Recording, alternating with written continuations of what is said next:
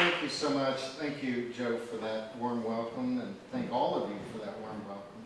And thank you, Steve, for making my stay here so comfortable and solving all sorts of problems that we needed your help with.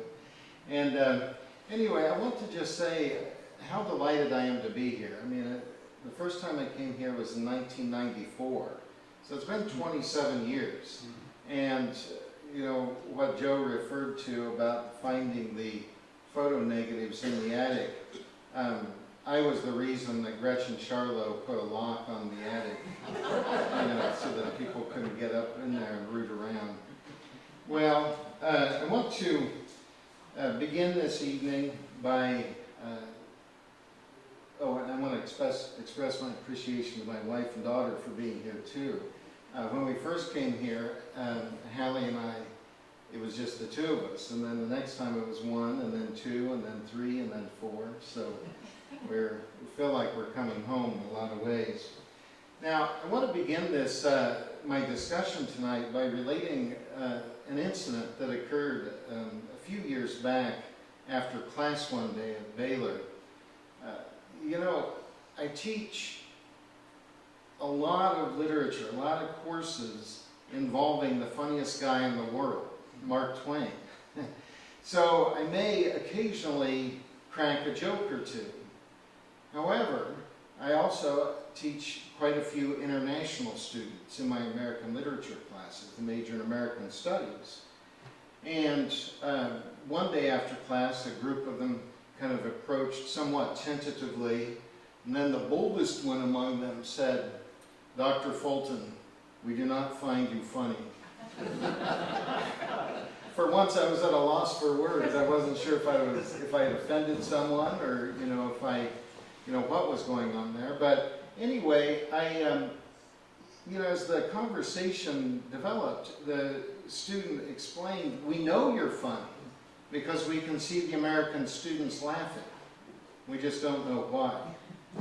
Now, that has kind of stuck with me really for two reasons. One is that as a teacher, I need to be aware of the contexts that students bring or don't bring to the classroom.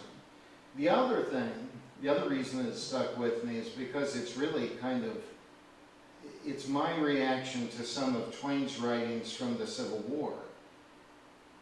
I know they're funny because I can see people at the time laughing, but I don't really have the context to understand why. And that is particularly true of what I'm going to talk about tonight, which is a particular Civil War story. It's Twain's most famous Civil War story, fictional piece at least, Lucretia Smith's Soldier. This appeared in December 1864. And it's a story that, it's hard in some ways to feel right about laughing at. And I think you'll see what I mean in just a second here. But with Lucretia Smith's Soldier, Twain was writing a spoof or burlesque of the Civil War romance genre that appeared in weekly newspapers. Newspapers like the HARPER'S Weekly, which we're going to be talking about. Here's an authentic example of one of them from the Civil War era. And the Civil War romances that appeared in these HARPER'S Weekly issues were very condensed. They were novels in miniature, but really, really abbreviated. Sometimes they even had chapter divisions, and yet they rarely spanned more than 3 columns in HARPER'S Weekly. And that means that things are happening quickly. So trouble happens quickly, and it's resolved quickly. Now, Twain's response to these Civil War romances, which Harper's published during 4 years of the war, published something like 150 of these in their weekly newspaper. Twain's response to these was to write a story with all the trappings of a Civil War romance, including the lover's quarrel before the soldier goes to war, the casualty lists, the hospital scenes, and a woman nursing her fiancé back to health after numerous horrific injuries. And there is an illustration from Harper's from 1862. This was done by Winslow Homer, by the way. You know, famous later, of course, for his seascapes. Another famous Civil War illustrator for Harper's was Thomas Nast. Now, in Twain's story, Lucretia Smith's Soldier, he sets it in May 1861 in Blue Mass, Massachusetts, a name obviously associated with the Union, but also humorously with Blue Mass pills, a common medication for depression of the time, a compound of mercury and rose petals. President Lincoln had taken Blue Mass pills before moving into the White House. But Twain certainly suggested the idea of conformity, with the mass of blue causing the protagonist Reginald to enlist out of conformity to what his culture and his fiancée demand. Reginald quailed before the tempests of shot and shell, less than he feared appearing weak before Lucretia or anyone else. Even a rudimentary sort of patriotism as noble or selfless was absent here, as social rather than political concerns motivated the soldiers in this story. Hidden in this burlesque lurks Twain's self-criticism of his actions in enlisting in a Confederate militia 3 years before, and some justification for his later desertion. For her part, the character Lucretia mistakenly believes that Reginald has not enlisted, and she all but calls him a coward. She realizes her mistake only after he has left for war. Our two characters proceed along separate narrative lines. The hero, Reginald, fighting on in battle, a morose, unsmiling, desperate man, always in the thickest of the fight, while Lucretia nursed her grief in silence and scanned the list of wounded for his name. Casualty lists appearing in newspapers or posted in public places were often the first means by which family learned that husbands, fathers, sons, and brothers were wounded, killed, or missing in battle. They were an iconic part of Civil War culture, North and South. Lithographs were made of bereaved women receiving the news. In Twain's story, when reading a long list of maimed and killed, poor Lucretia read these terrible words and fell fainting to the floor. R.D. Whittaker, private soldier, desperately wounded.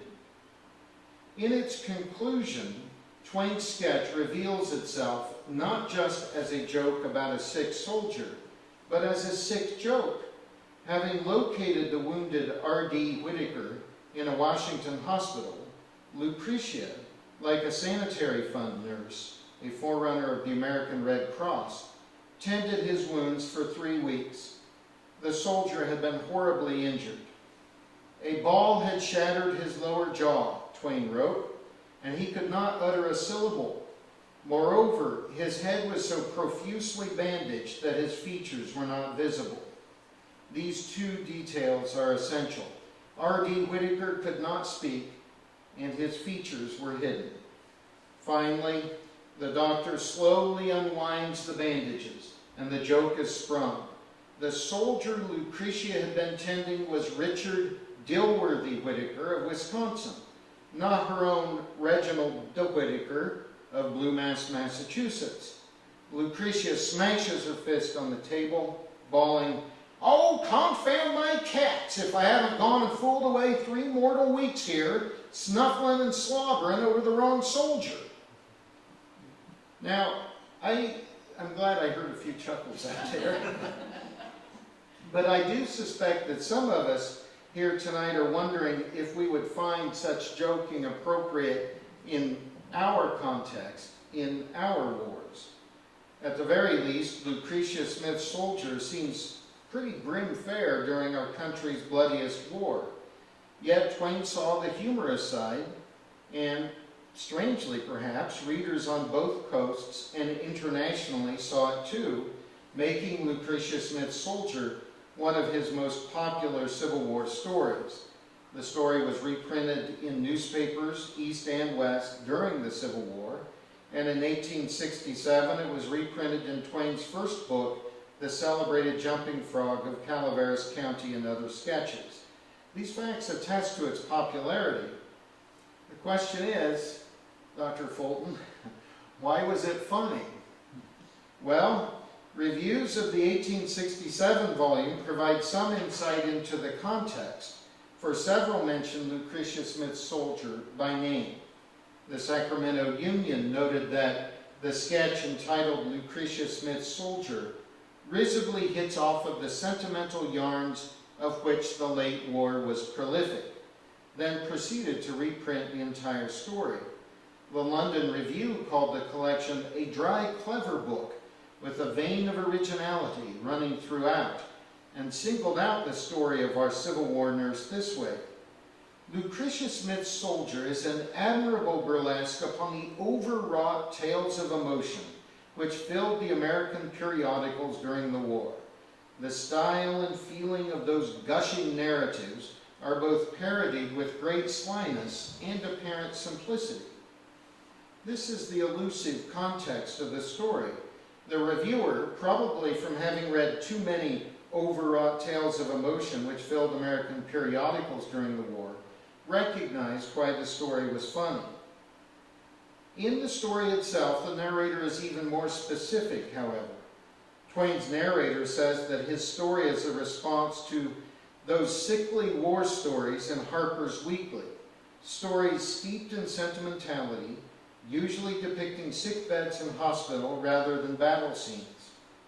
Having grown up in the border state of Missouri, Twain rebelled against the spectacular emotion, as well as the easy, almost flippant resolution of dilemmas seen in these sickly war stories, just as he would later claim that Sir Walter Scott had so large a hand in making Southern character as it existed before the war that he is in great measure responsible for the war.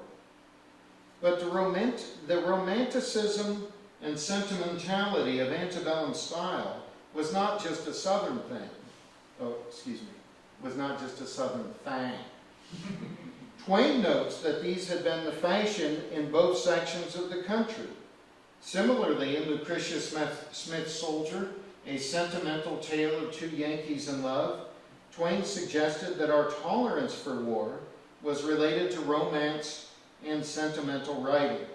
Reading those original Harper's Weekly stories alongside Twain reveals his early rejection of romantic fiction as an aesthetic, but also the rise of anti-war sentiments visible throughout his career. Stories like Lucretia Smith's Soldier show that Mark Twain was indeed sick of war stories, for he viewed them as contributing to our tolerance for war in the first place. But why did Twain condemn Harper's Weekly by name? The house of Harper, that was to play such an important role in Twain's literary career, presented a huge and inviting target. In 1864, Harper's Weekly was one of the most important periodicals and one of the most partisan. It took sides and fought doggedly for its side. If, as its own editor, Henry Mills Alden claimed, Harper's Weekly served as the fighting arm of Harper Brothers, it was also the fighting arm of the Republican Party. It provided Twain with a convenient, recognizable target for his humor that had an underlying political edge to it. Now, Henry Harper noted that with the founding of Harper's Weekly, a journal of civilization, on January 3rd, 1857, they intended to make a high-class illustrated weekly paper adapted for family reading. Now I'm going to show you, I'm going to step back from here, but I'll try to speak up and also stay within, I'm supposed to stay on the carpet.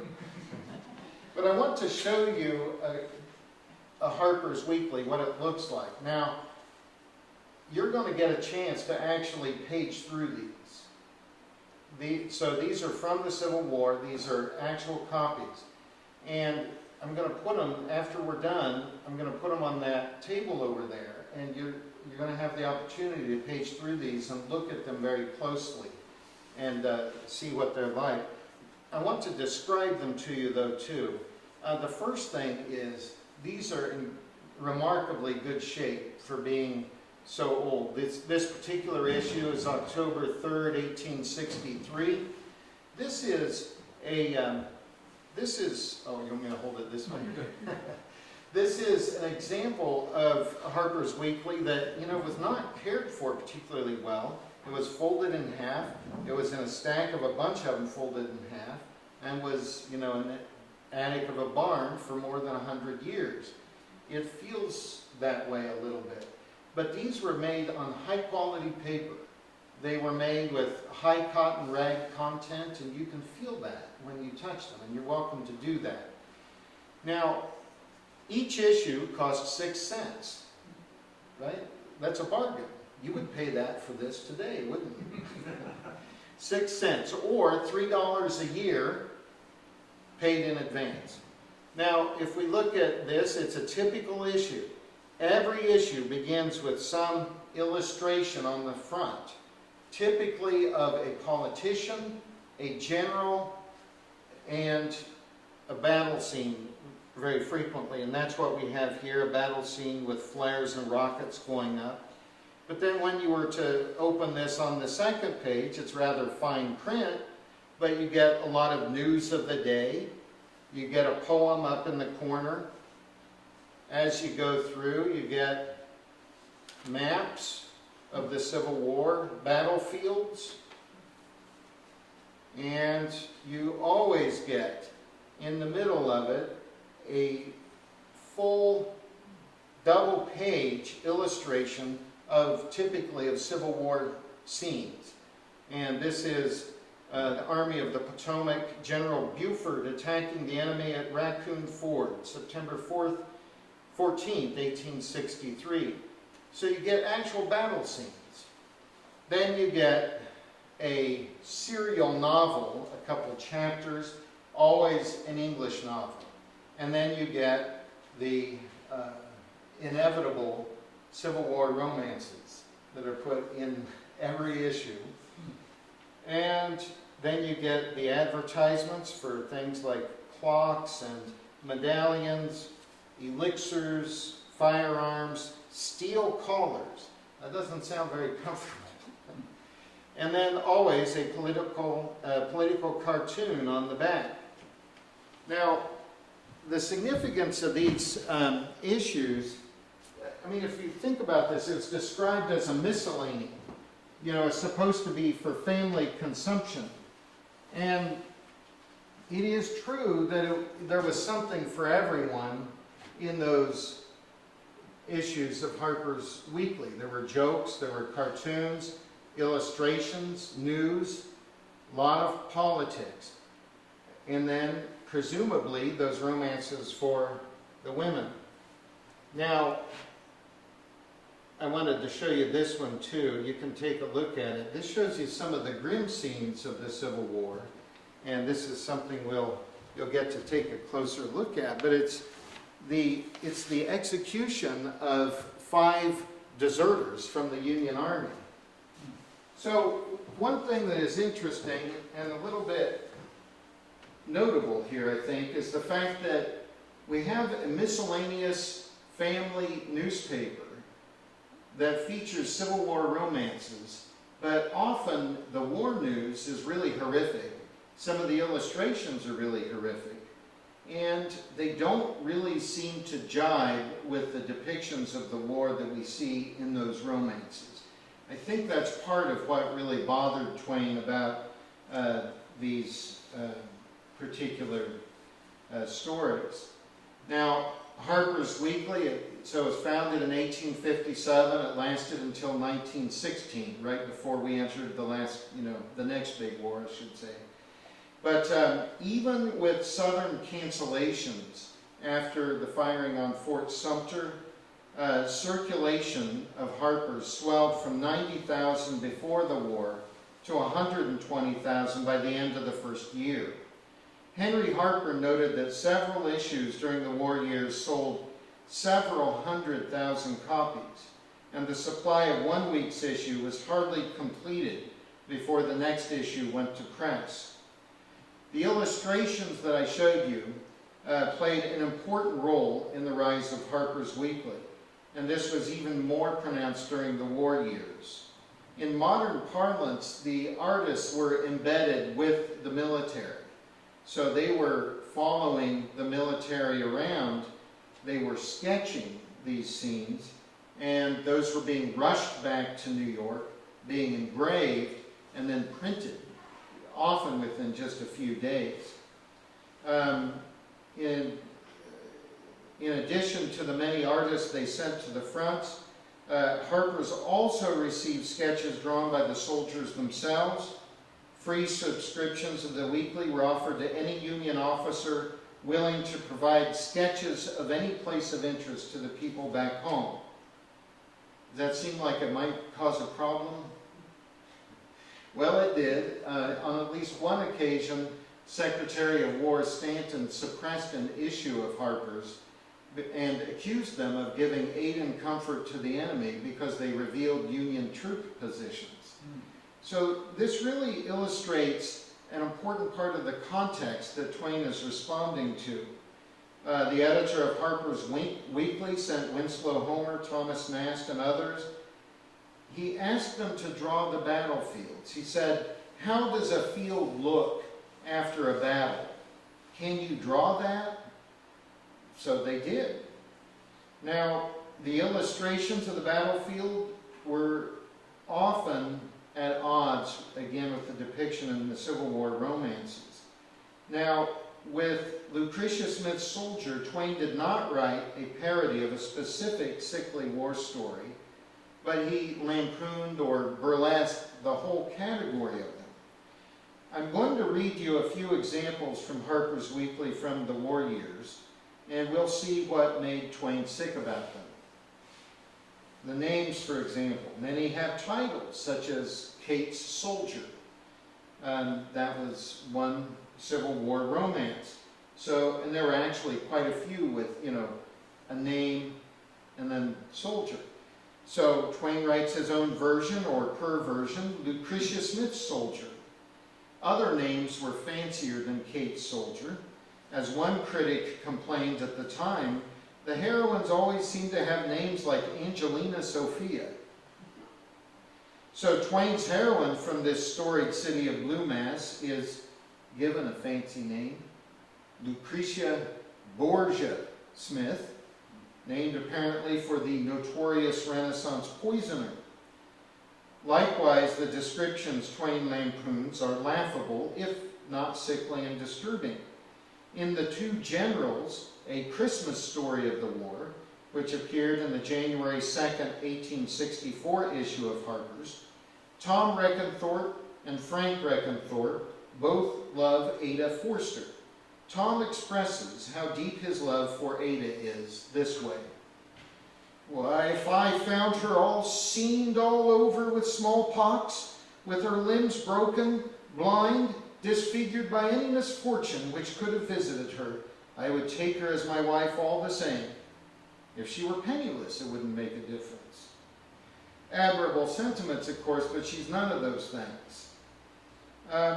In Golden Pippins, November 26, 1864, Harper's Weekly issue, the character Rachel Martin is described as plump and pretty, with round, wondering blue eyes, and a mouth like a magnified cranberry. Just as in Twain's story, female characters are sometimes chastised in the Harper's War romances for their unpatriotic and unchristian treatment of a fiancée. In Devereux Dare, Private, from September 1862, the couple quarrels, just as Lucretia and Reginald had. He enlists against Clara's wishes just after that dreadful day at Bull Run. Because she had refused to pray for him, she is roundly blamed for the terrible wounds he suffers later. In Brothers in Arms, from January of 1863, two brothers love the same girl. Both go to war, and they end up in adjoining hospital beds.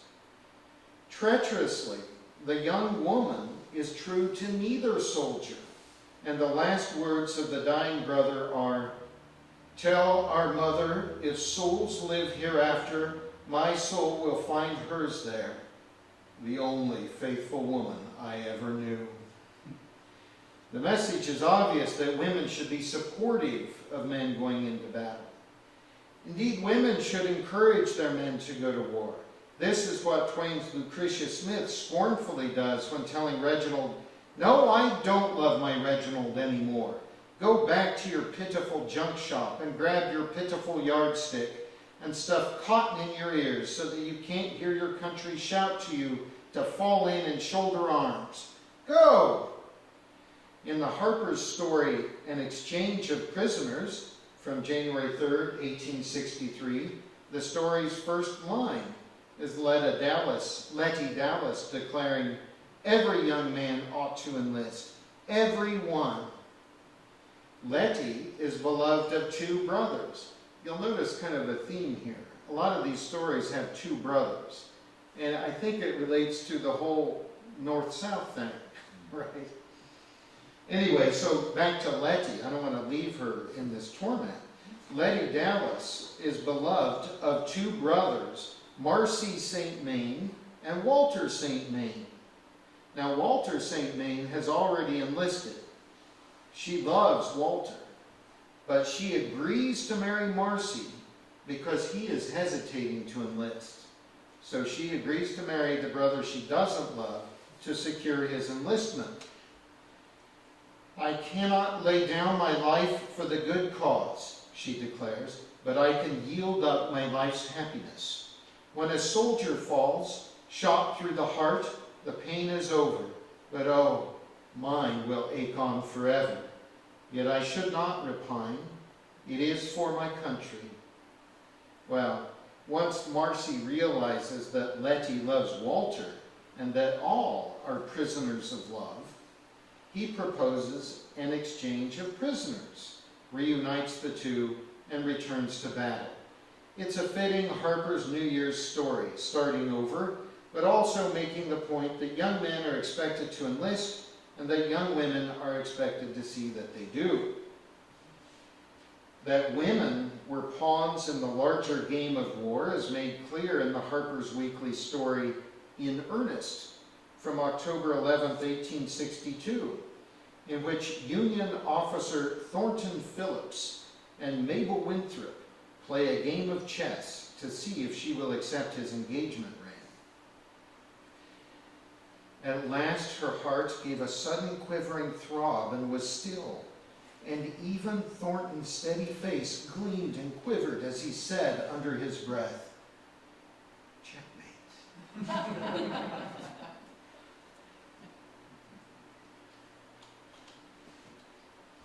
The November 29th, 1862 issue featured Taken by Strategy, a Thanksgiving love story.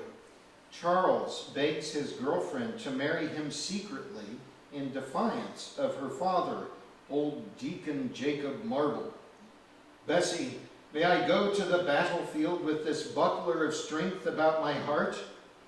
After the secret marriage is revealed, good Deacon Marble forgives them almost immediately, for these stories are the condensed soup of the fiction world.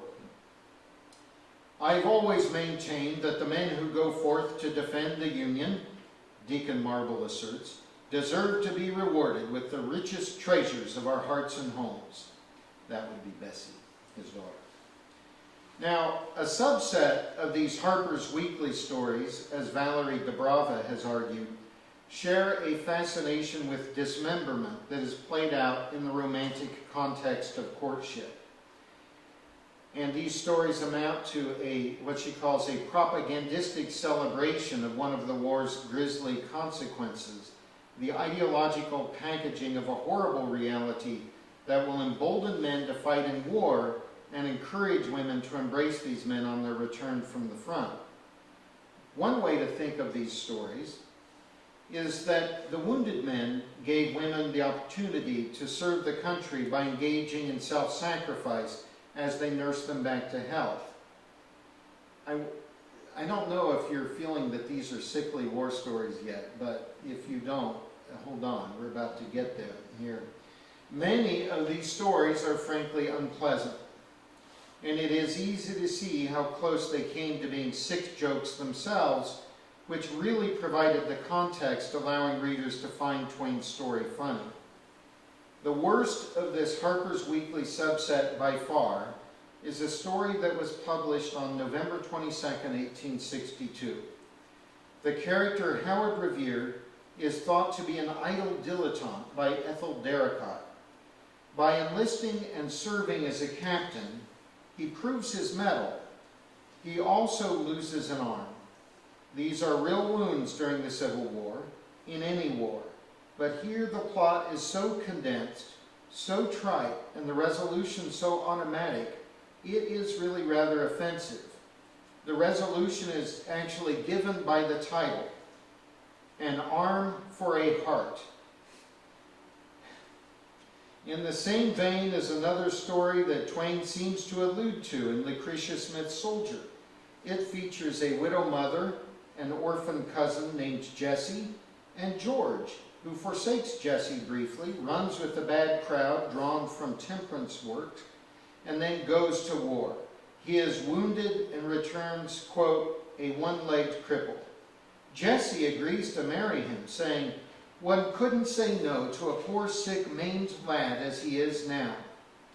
The story's title is Worth a Leg, and ends with the line, "I think you're right, Dilworth. I remember you telling me in the hospital that she would be worth a leg to you." This story appeared on October 22nd, 1864, 2 months before Twain's burlesque of Civil War romances. The character Dilworth resembles the name Twain used for the imposter sick soldier Richard Dilworthy Whittaker. Now, as these stories illustrate, the reports from the battlefields often were at war with the war as depicted in the stories. One striking issue is from December 1864. Amid news of Sherman's march, the problem of dispossessed refugees from destroyed southern cities, and images of emaciated, liberated Union POWs, appeared stories like Autumn Leaves, in which Colonel Giles Eustace and Laura Main, who divides her time between family homes at Newport and Thornycroft, are separated by pride. While on furlough, he proposes marriage, but she refuses out of wounded feelings, not because she does not love him. They exchange thoughtful, lingering looks, but few words. After his fighting at the Wilderness and Spotsylvania, Laura, with a horrible, torturing fear at her heart, searched the list of wounded and found his name, wounded dangerously, Colonel Giles Eustace. But it turns out all right. No worries. He was a little lame, but there was no trace of the peril through which he had passed on that bronzed, handsome face. In the very same issue, the article Our Exchanged Prisoners details the horrific condition of the POWs freed from Andersonville. The terrible record of the life there lived is written in their gaunt faces, scurvy limbs, and exhausted strength. A real disjunction between the romances in Harper's and then the war reporting. Now, one common element in these sickly war stories was the woman as nurse, and it is this subset that Twain most clearly reacts to in Lucretia Smith's Soldier. An early Harper's Weekly story of a Civil War nurse was entitled Missing. That was in 1862. The protagonist's husband has appeared in the carefully worded telegraphs of the War Department, and her tears are described memorably as like dew to dry eyeballs. The protagonist sees in the list, Missing, Arthur L. Grant. That line occurs, it must be 4 dozen times, missing, dash, in these stories. Thinking herself a widow, she vows to devote myself to the wearing, self-sacrificing life of a nurse among the hospitals. Weeks pass with vaguely grim scenes where she attends to men helpless as infants. All the while, her husband has been missing, just as the title suggested. Then one day, will wonders never cease, she finds that the man she has been caring for is none other than Arthur L. Grant, her own husband. The message to women seems to be, volunteer, the life you save may be your husband's. Another story that seems very similar to Lucretia Smith's Soldier is Recaptured, a story of Valentine's Day, which appeared on February 14, 1863. An issue, by the way, that featured little cherubs dressed in Union War uniforms, and Cupid is similarly attired and shooting. He has a rifle and a bow and arrow. She is, in this story of Valentine's Day, the nurse is volunteering. She was much like this lady right here in the illustration. He is dictating a letter to her. He can't write to send the letter back home, and the nurse is writing the letter for him. This was a commonly understood thing.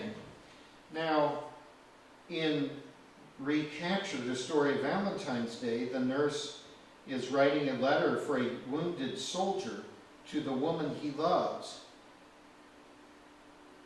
It just turns out to be her. The letter is delivered to her. Shot on the battlefield, then shot by Cupid's arrow. With the radiant dawn of St. Valentine's Day, the story concludes, had risen the morning star of Clara Mervin's life and love. Clearly, Twain's story, Lucretia Smith's Soldier, was a burlesque of Civil War romances, but it really was much more than that. Beyond questioning the jingoistic patriotism of popular culture, Twain undermined the motives and the sentiments behind them. Romanticizing war created a compound as deadly as the rose petals ground with mercury to make blue mass pills. Lucretia Borgia Smith's love was as murderous as her name suggested, and her sentiment, connected to the high emotion evoked by the wounded Union soldiers, was self-indulgent. As one historian has argued, the predominant response to the unexpected carnage of the Civil War was, in fact, resolute sentimentality. Well, not always. Not when it comes to our Mark Twain. As in the case of Twain's burlesque of those nice, sickly war stories in Harper's Weekly, some people saw humor in these Civil War romances. The fictional accounts of nurses caring for wounded soldiers staged a spectacle of the reader's empathic pain. As such, Twain insinuated, they were pretty lies. When Lucretia's neighbor inquires, "Mercy, what in the nation's the matter with the girl?" the line advanced a double meaning. What ailed the girl ailed the nation. Lack of communication, separation, disunion, the rejection of reality in favor of deceptive sentimentality. The story's cynicism is brutal. Sanctimonious pro-union sentiments become the stuff of burlesque, with Twain deriding popular expressions of patriotism. The horror of the war visible in the articles and illustrations in Harper's Weekly could not be glossed over by sentiment. Twain was not alone in his criticism of these stories. In its January 1864 issue, the New York-based Roundtable published a diatribe entitled "Romances of the War," directed at competitors such as Harper's Weekly. The writer referred to these so-called romances of the war so much in vogue during the 2 sorry years just past. The writer seemed to feel that the stories had succeeded in making the 2 sorry years still sorrier. The writer vituperates against such a strange farrago of the namby-pamby and the disgusting. sounding much like a later William Dean Howells, the editorialist rejected this prostituted literature and calls for stories written in wholesome English, simply constructed with real men and real women. In sum, the horrors of this war are numerous and great, but its romances, so-called, are hardly better. The writer went so far as to say that it was a blessing, at least, that the war dead would not have to endure any more such silly stories. It is rather telling that the Round Table would praise Twain a year and a half later in its September 9, 1865 issue. The Civil War was over. The foremost among the merry gentlemen of the California press, so far as we have been able to judge, is one who signs himself Mark Twain. The writer predicted that he may one day take rank among the brightest of our wits. The prediction was prescient. The enthusiastic reception of Lucretia Smith's Soldier in a context of widespread patriotism and bereavement anticipated the trend of anti-romantic writings from burlesque to the rise of aesthetic realism. With the realities of the war ever present in 1864, the year of the battles of the Wilderness, Spotsylvania, Cold Harbor, and Sherman's March to the Sea, those sickly war stories were being replaced by realistic presentations of sentiment, as well as realistic battle scenes.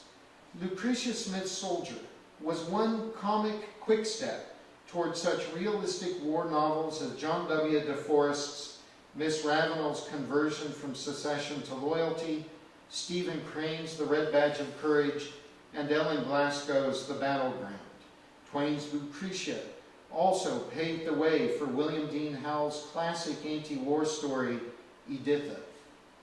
The sentimental story had been told too many times, and badly. Perhaps it was another casualty of the war. Unlike the more literary Harper's Monthly, Harper's Weekly is rarely given a prominent role in American literary history. But maybe, just maybe, by publishing so many dreadful, sickly war stories, the magazine provided a catalyst for Mark Twain's humor. In doing that, Harper's Weekly just might have changed the course of American literature by helping to launch the career of its own best and harshest critic. Thank you.